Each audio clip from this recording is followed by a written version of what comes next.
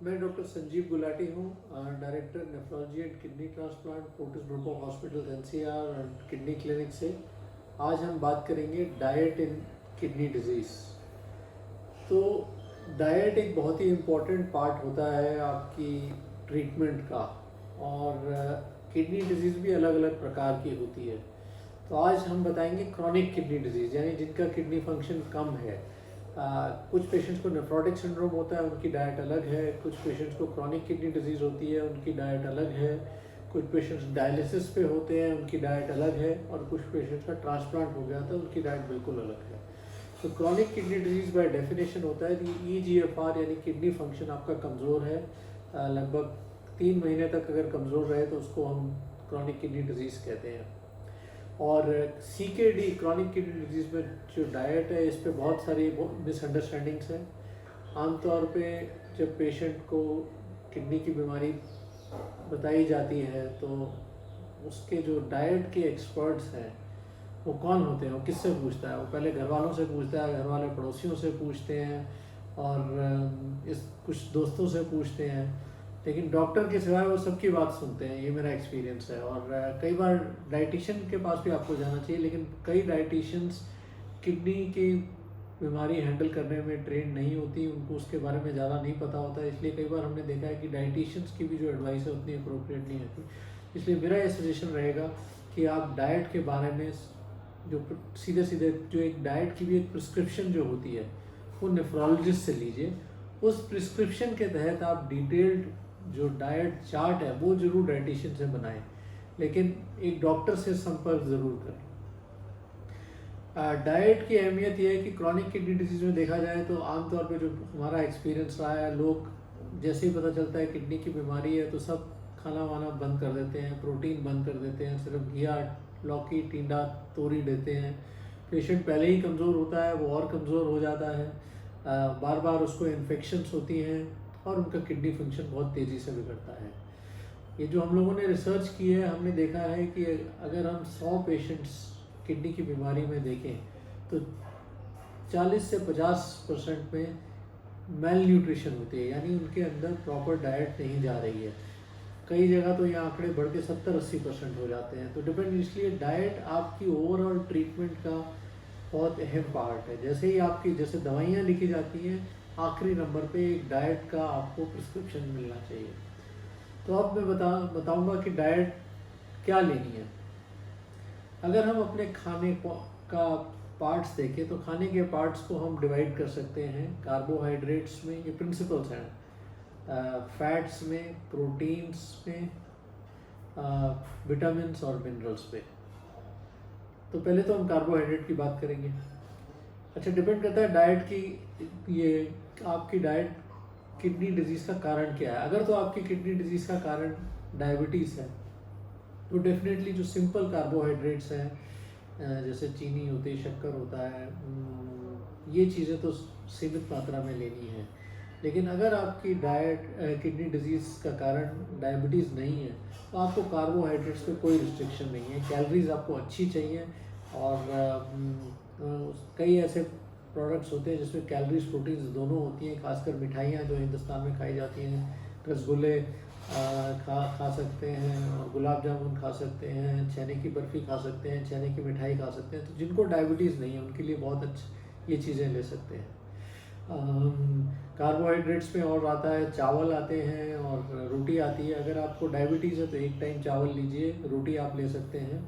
रोटी में कोशिश करें कि आटे में सोया मिला दें, इसमें सोया में कुछ सीमित मात्रा में प्रोटीन होता है, तो उसकी पौष्टिक आहार न्यूट्रिशन वैल्यू बढ़ जाती है।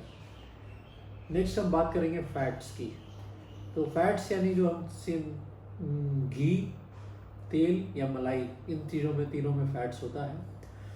तो ये भी हमने देखा है कि पेशेंट को उबला हुआ खाना दिया जा रहा है, और ये खाना जो उबला हुआ मिलता है, बिना नमक के मिलता है, बिना मसालों के मिलता है, तो ये जो खाना पैलेटेबल नहीं रहता है। तो तेल का इस्तेमाल किडनी डिजीज़ वाले पेशेंट में खुला किया जा सकता है, कोई रिस्ट्रिक्शन नहीं है आपको ऑयल्स की। बदल के अनसैचुरेटेड फैटी एसिड्स यानी ऑयल्स यूज़ करें आप। मूंगफली का तेल यूज़ सकते हैं, और सरसों का तेल यूज़ कर सकते हैं, कोकोनट ऑयल यूज़ कर सकते हैं, सोयाबीन ऑयल यूज़ कर सकते हैं। कुछ लोग को ये ऑलिव ऑयल का बहुत शौक है। Olive oil actually Indian diet के लिए बहुत सूटेबल नहीं है, क्योंकि उसमें इंडियन डाइट जो है, इंडियन फूड डीप फ्राई होते हैं। हाँ, अगर आपने सैलड्स पे डालना है, कच्चा सामान खा रहे हैं, तो ऑलिव ऑयल यूज़ कर सकते हैं। घी का भी इस्तेमाल सीमित मात्रा में थोड़ा बहुत तड़का लगाने के लिए कर सकते हैं। लेकिन हाँ, ऊपर से जैसे 2-3 चम्मच घी अपनी 1 कटोरी दाल में, वो चीज़ बना है। लेकिन अगर आप अपना रोटी को घी के ऊपर थोड़ा, उसके ऊपर थोड़ा घी लगाना चाहें तो वो भी लगा सकते हैं। सीमित मात्रा में थोड़ा बहुत घी, और ऑयल पे बिल्कुल कोई रिस्ट्रिक्शन नहीं है। जब हमारी डाइट कमज़ोर हो जाती है, कैलोरीज कम जा रही हैं, तो बॉडी में कमज़ोरी आती है। और ऐसे सोर्स केसेस में ऑयल एक बहुत इंपॉर्टेंट सोर्स है कैलोरीज का। तो कैलोरीज आपकी बॉडी के लिए बहुत ज़रूरी है। जैसे गाड़ी में हम पेट्रोल डालते हैं, वैसे ही अगर बॉडी में प्रॉपर अमाउंट ऑफ न्यूट्रिशन नहीं जाएगी, तो ये ऑब्वियस है कि आपकी बॉडी कमज़ोर होगी। तो ये तो हो गया फैट्स का, बात हो गई। अब आ जाते हैं मसालों पे। ज़्यादातर जो घर में मसाले इस्तेमाल किए जा सकते हैं, वो किडनी वाले पेशेंट्स में किए जा सकते हैं। मिर्च का इस्तेमाल किया जा सकता है, थोड़ा बहुत हल्दी और अदरक का किया जा सकता है। लेकिन हाँ, ज़्यादा मात्रा में आपको पोटेशियम अपने कंट्रोल में रहना चाहिए। अगर पोटेशियम बहुत हाई चल रहा है तो हम अदरक को रिस्ट्रिक्ट करते हैं। थोड़े बहुत हल्दी से लेने में कोई नुकसान नहीं है, खासकर आजकल के दिनों में जब ये तरह तरह के इन्फेक्शंस फैले हुए हैं। हल्दी एक बहुत इम्यून बूस्टर प्रोडक्ट होता है। नमक एक ऐसी चीज़ है जो हर एक किडनी पेशेंट को कम से कम और सीमित मात्रा में लेना चाहिए, क्योंकि नमक बॉडी में फ्लूइड रिटेंशन बढ़ाता है, ब्लड प्रेशर बढ़ाता है, और आपका ब्लड प्रेशर बढ़ेगा तो किडनी की डिजीज़ बड़ी तेज़ी से बढ़ेगी। तो नमक के लिए हम कौन सा नमक लें, कितना नमक लें? अगर सबसे अच्छा तरीका क्या होता है किडनी के पेशेंट्स में, कि आप उनका खाना बना रहे हैं तो उनके लिए खाना बिना नमक डाले उनको अलग कर दें, और बाकियों के खाने में आप नमक डाल दें। बाकी आपके और उनके खाने में कोई फ़र्क नहीं है, सारे तेल, घी, मसाले सब बराबर होंगे, सिर्फ नमक अलग होना चाहिए। नमक जो किडनी वाले पेशेंट्स के लिए एक राशन के तौर पे दिया जाता है, यानी 24 घंटे में 3 ग्राम के तहत, यानी अगर 1 टीस्पून फुल होता है वो 5 ग्राम का होता है, तो 3/4 ऑफ अ टीस्पून फुल। नमक भी कई प्रकार के होते हैं। एक तो टाटा आयोडाइज सॉल्ट होता है, एक रॉक सॉल्ट यानी सेंधा नमक होता है, और तीसरा होता है लो सोडियम सॉल्ट। तो जो लो सोडियम सॉल्ट है और रॉक सॉल्ट है, अगर आपकी किडनी का फंक्शन कम है तो ये अवॉइड करें, क्योंकि इनमें पोटेशियम होता है। आप साधारण टाटा आयोडाइज सॉल्ट यूज़ करें। सुबह 3/4 ऑफ अ टीस्पून फुल अपना एक पुड़िया बांध के रख लें, और उसको ब्रेकफास्ट, लंच और डिनर में टोटल आपका दिन का राशन है ऊपर से डाल दें। ये भी देखा गया है कि अगर यही मात्रा अगर हम कुकिंग के टाइम डालें तो सॉल्टी टेस्ट कम आता है, यानी अगर आप ऊपर से नमक डालेंगे तो जो सॉल्ट का टेस्ट है वो प्रिजर्व रहता है। कम सॉल्ट डाल के भी आपको एक सॉल्टी टेस्ट का अनुभव हो सकता है। सॉल्ट से आपको एक बताना चाहूँगा कि कुछ चीज़ें बहुत हाई सॉल्ट होती हैं और बिल्कुल वर्जित है, बिल्कुल मना है। इसमें अचार, चटनी, पापड़, रायता, ये चीज़ें आप बिल्कुल अवॉइड करें। आपने अगर चटनी खानी है तो बिना नमक के खा लीजिए, और नींबू भी कम से कम इस्तेमाल करें। खटाई के लिए विनेगर का इस्तेमाल, केमिकल विनेगर का इस्तेमाल फ्रीली कर सकते हैं। और रायते की जगह आप दही ले सकते हैं। कभी महीने में एक बार ये सब चीज़ें लें तो इसमें कोई हर्जा नहीं है। तो ये तो हो गए जो घर में कुकिंग मसालों की बात हो गई। अब नेक्स्ट हम मूव करेंगे, बात करेंगे प्रोटीन की। प्रोटीन सबसे मिसअंडरस्टूड और चीज़ है किडनी डिजीज़ के बारे में। जैसे ही लोग किडनी के बारे में सुनते हैं सब प्रोटीन बंद कर देते हैं। कई बार आपने देखा होगा ज़्यादातर किडनी पेशेंट में तो प्रोटीन लीक हो रहा होता है। तो और वो वेस्टर्न डेटा के ऊपर जाते हैं। वेस्टर्न डाइट जो होती है it is a very high protein rich diet, it is an animal based protein diet. तो उसमें देखा गया है कि अगर आप एनिमल प्रोटीन ले रहे हैं ये निश्चय ही नुकसान कर रहा है। अभी तक इस पे ज़्यादा डेटा नहीं था कि लास्ट ईयर, लेकिन एक बहुत अच्छी स्टडी आई। उन्होंने किडनी वाले पेशेंट्स को 2 ग्रुप्स में बांटा। एक वेजिटेबल प्रोटीन दे रहे थे जिसमें रिस्ट्रिक्शन नहीं थी, लगभग 1 ग्राम पर केजी, और एक एनिमल प्रोटीन दे रहे थे। उन्होंने देखा जो लोग एनिमल प्रोटीन ले रहे थे उनमें क्रिएटिनिन यानी किडनी फंक्शन बहुत तेज़ी से डिटरेट किया, क्योंकि एनिमल प्रोटीन में एसिड बनता है। तो कहने का मतलब यह है कि आप अगर प्लांट बेस्ड प्रोटीन ले रहे हैं जिसमें दाल है, सोया है, चावल भी है, खिचड़ी भी ले सकते हैं, उसमें पनीर है, टोफू है, तो आपको बहुत ज़्यादा प्रोटीन रिस्ट्रिक्शन की ज़रूरत नहीं है। साइंटिफिकली स्पीकिंग आप 1 ग्राम पर केजी प्रोटीन बड़े आराम से ले सकते हैं। यानी अगर 50 किलो का कोई इंसान है तो 50 gram protein pure vegetable protein ले सकता है। अगर आप अंडे का इस्तेमाल कर रहे हैं तो दैट इज़ एनिमल प्रोटीन, तो हम कहते हैं कि वो 2.8 ग्राम्स पर केजी ले लें। फिश, चिकन कम से कम इस्तेमाल करें, हफ्ते में 1 बार करें, खासकर जिनका किडनी फंक्शन एडवांस्ड है, तो क्योंकि ये एसिड जनरेटिंग होते हैं। साथ साथ ये देखा गया है कि जो बेसिक फूड्स हैं अगर आप लें तो उससे भी किडनी फंक्शन बचता है। घर में एक बेकिंग सोडा यानी मीठा सोडा बोलते हैं, सोडियम बाइकार्बोनेट, अक्सर हमको दवाई के तौर पे भी आपको टैबलेट बना के देते हैं, लेकिन अगर आप खाने में उसका इस्तेमाल करना चाहें तो एसिड को न्यूट्रलाइज करता है, तो वो भी आप जिस मर्जी तरह डाल सकते हैं। एंड फ्रूट्स के बारे में बात करेंगे। Fruits are a rich source of vitamin and minerals. Minerals में जो चीज़ें किडनी पेशेंट्स में रिस्ट्रिक्टेड मात्रा में लेनी है उनमें मुख्य होता है फास्फोरस, और नंबर 2 पे आता है पोटेशियम, क्योंकि जैसे जैसे किडनी फंक्शन कमज़ोर होता है फास्फोरस बिल्डअप करता है बॉडी में। ये हार्ट को डैमेज करता है, बोन्स को डैमेज करता है, इसलिए फॉस्फेट जो हैं प्रोडक्ट्स वो कम लेने हैं। ये कौन से होते हैं? ये होते हैं रिच फॉस्फोरस जो होती है डाइट होती है। एक तो नॉन वेजिटेरियन डाइट होती है, वो मैं पहले ही बता चुका हूँ, आपने कम नहीं। दूसरा डेयरी प्रोडक्ट्स यानी दूध, दही, मट्ठा, पनीर, ये आप सीमित मात्रा में जरूर ले सकते हैं। इसमें हम कहते हैं कि आप मट्ठा अवॉइड करें, क्योंकि मट्ठा is an empty source of phosphorus, इसमें बहुत ज़्यादा न्यूट्रिशन वैल्यू नहीं जा रही है। अगर उससे अच्छा आप दही में थोड़ा पानी मिला के उसकी लस्सी बना सकते हैं, खासकर गर्मियों के मौसम में।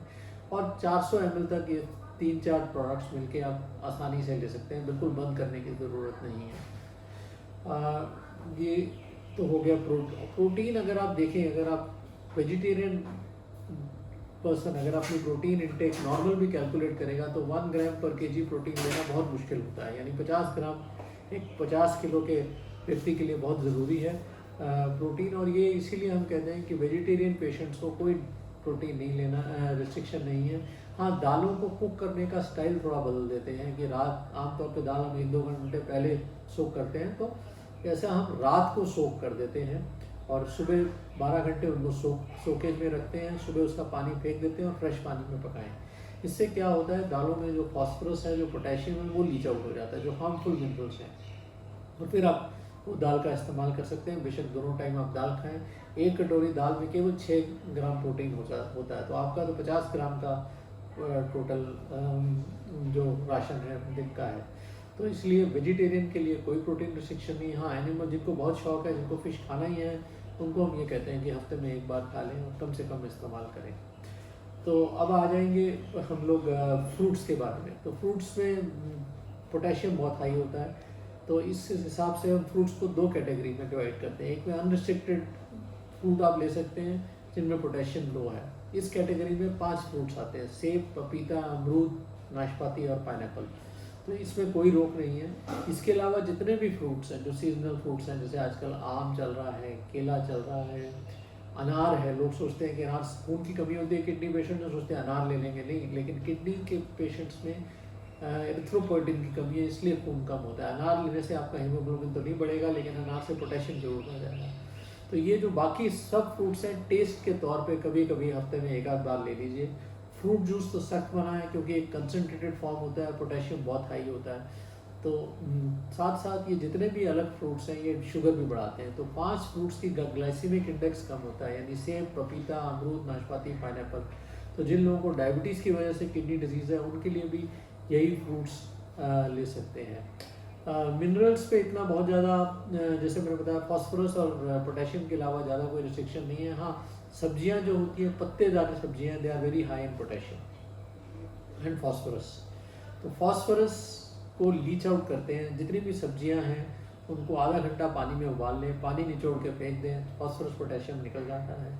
कुछ सब्जियां हैं जो पोटेशियम में ज़्यादा होती है, जैसे आलू में बहुत पोटेशियम होता है, तो हम इसलिए कहते हैं प्योर आलू ना खाएं अगर आपकी पोटेशियम वैल्यूज़ हाई हैं। बट हाँ, किसी सब्जी में जैसे आलू, बीन्स में आलू डले हुए हैं तो उसमें खाने में कोई हिचकिचाहट नहीं है।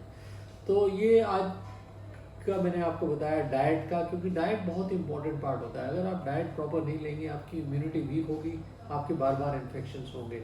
और ज़्यादातर लोग बहुत ही कम और बड़ी रिस्ट्रिक्टेड डाइट पे होते हैं, बहुत कमज़ोर होते हैं, चल नहीं पाते हैं, और ज़्यादातर वो ले पर्सनस में टीवी के ऊपर, नेट के ऊपर जाते हैं। तो diet is very important part of your prescription.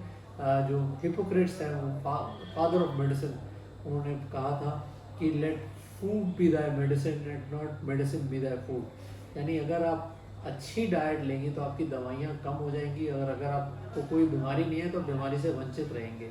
लेकिन अक्सर क्या होता है कि हम सब ये चीज़ें प्रॉपरली नहीं लेते हैं, और जो मेडिसिन हैं वो लेनी पड़ती हैं, 15-15 गोलियाँ खानी पड़ती हैं, वही आपका खाना बन जाता है। तो एक बैलेंस डाइट, एक प्रिस्क्राइब डाइट आप सारे किडनी के पेशेंट्स ले सकते हैं। Thank you.